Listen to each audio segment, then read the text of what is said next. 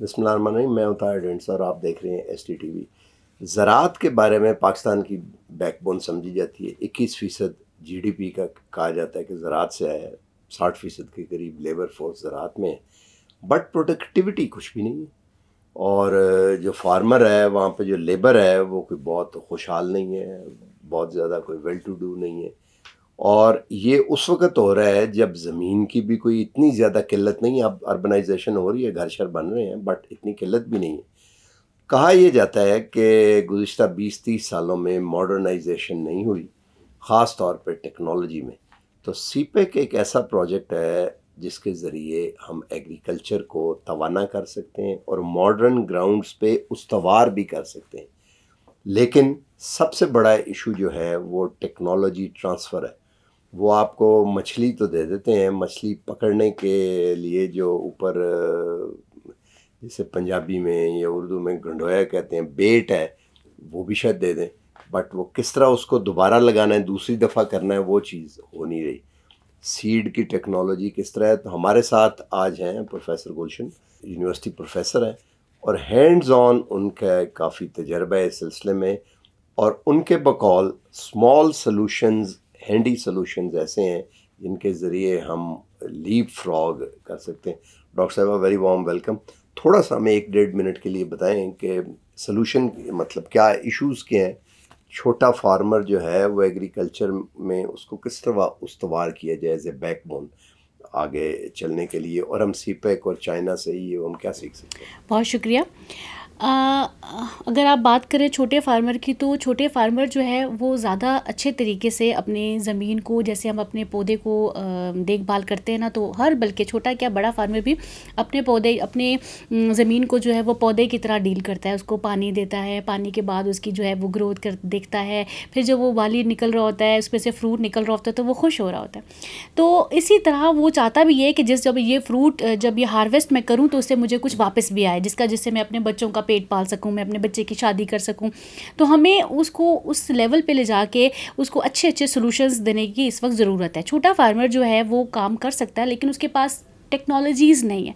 अगर हम बात करें एग्रीकल्चर, प्रिसीजन एग्रीकल्चर की, स्मार्ट एग्रीकल्चर की, तो उसके पास वो नॉलेज नहीं है।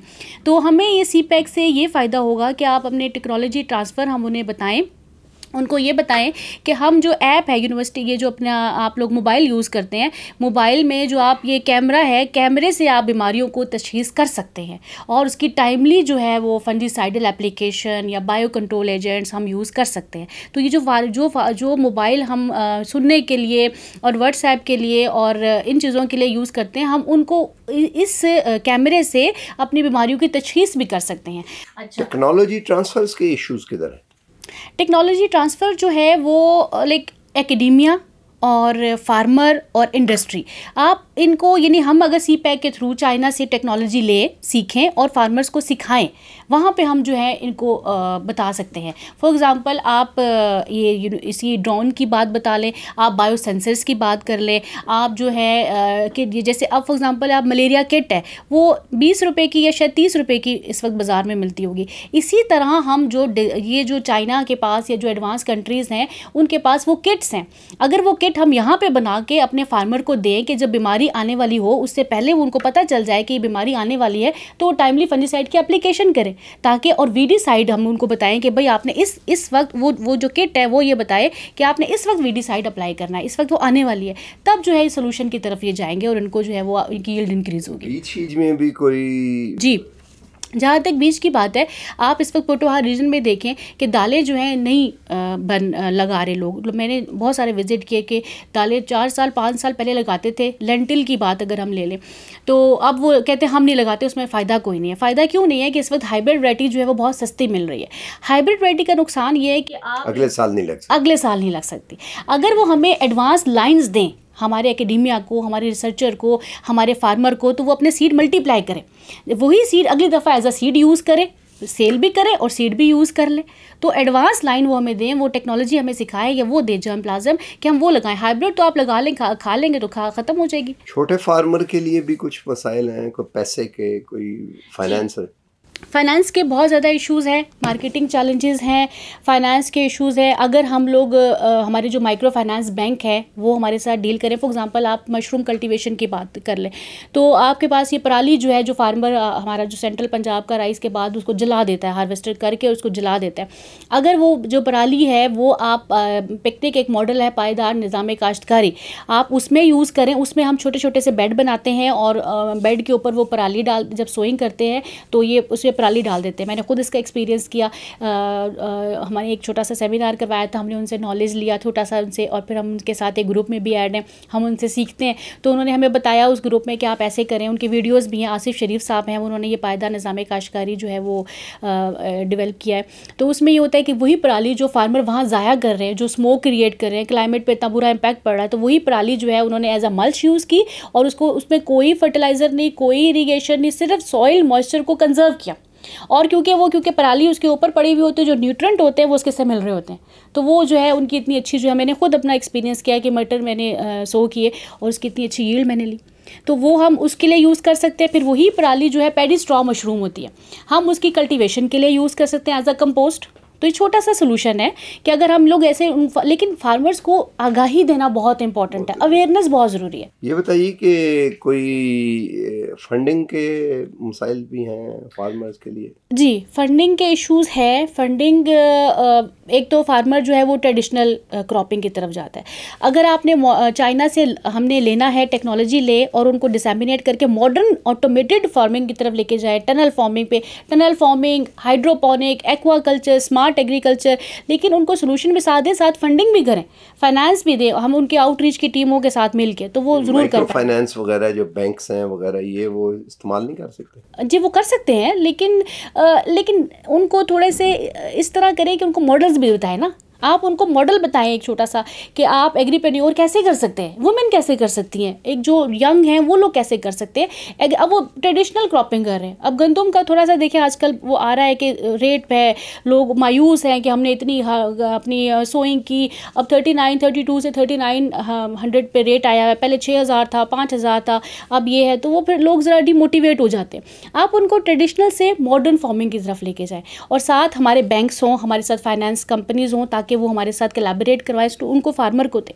और थोड़े से, ताकि उनको इनिशिएटिव्स दें कुछ, ताकि और उनको क्रॉप इंश्योरेंस दें उनको।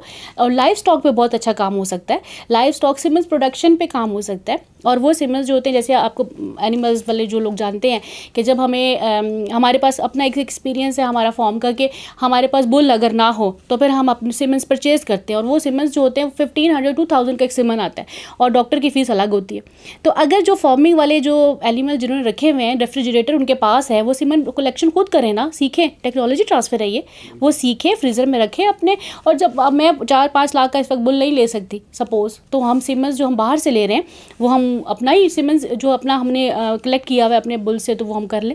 इस पे मॉडल बन सकते हैं। डेयरी प्रोडक्ट अगर है तो हम क्या करते हैं कि कहीं खुशाब से, सरगोदा से हमारा आ रहा होता है, हमारा अपना डेयरी फार्म, हमारा एक्सपीरियंस है, तो अगर आप उसके बाय प्रोडक्ट ले लें, अगर आप उसकी चीज़ बनाएं, आप उसकी जो है वो चीज़ के लिए छोटे छोटे प्लांटर लगे होते हैं, मगर वो वही वाली बात मैं आपको भी बताया कि रेप्लिका उसकी यहाँ हम बना लें कि वो चीज़ कैसे बनेगा। आपने दही के लिए योगर्ट अब इतने बड़े लेवल पर अगर आप करें तो आप खुद घर में तो नहीं वो फर्मेंटेशन का प्रोसेस हर एक दही बना सकते, छोटे छोटे यूनिट लगा दें उनको। तो दूध और दही, टमाटर, प्याज, लहसुन, अदरक, ये चीज़ें तो हमारी डेली लाइफ की चीज़ें हैं। हरी मिर्चें, हरा धनिया, तो इन चीज़ों का अगर वैल्यू एडिशन पे हम जाएं, फार्मर को सिखाएं। अभी हम लोग फीमेल्स के लिए एक टीम हमने बनाई है, university of agriculture in collaboration of MBBL। तो हम आउटरीच में जाएंगे और उनके साथ जो है हम उनको इसी वैल्यू एडिशन की बात करेंगे, जिसमें उन्होंने छोटी सी मशीन एक परचेज़ की है, और वो हम उनको सिखाएंगे कि आप घर में ऑयल जो है वो कैसे निकाल सकते हैं और उसके बाद उसके बाय प्रोडक्ट कैसे बना सकते हैं। अगर आप बात करें, अगर हम लर्न करें इससे चाइना से, तो सोयाबीन की प्रोडक्शन, कल्टीवेशन हम अगर करें पाकिस्तान में, उसके बाय प्रोडक्ट्स की उसकी सेकेंडरी मेटाबोलाइट्स के ऊपर काम करें, ये बहुत काम होने की ज़रूरत है इतनी ज़्यादा। और सोयाबीन जो जिन लोगों को डायरिया है, जिनको दूध डाइजेस्ट नहीं होता, सोयाबीन मिल्क उनके लिए बहुत इफेक्टिव है, तो आप वो यूज़ करें, वो उनको दे, लैक्टोज इंटॉलरेंट रह जाए तो वो दे सकते हैं। और वो लेकिन सोयाबीन फार्मर लगाने को तैयार ही नहीं होता। थोड़ा सा डेमोन्स्ट्रेशन प्लॉट लगाए, खुद बने रोल मॉडल, अगर कोई फार्मर है खुद छोटे से एरिया पे करे और फिर आगे डिसैमिनेट करे। डॉक्टर साहब, thank you very much. I think ये इसका एक नैरेटिव बैकबोन बिल्ड करके फार्मर तक हमें आउटरीच करनी चाहिए। आज तक के लिए इतना ही, मिलते हैं अगले प्रोग्राम में। अल्लाह हाफ़िज़।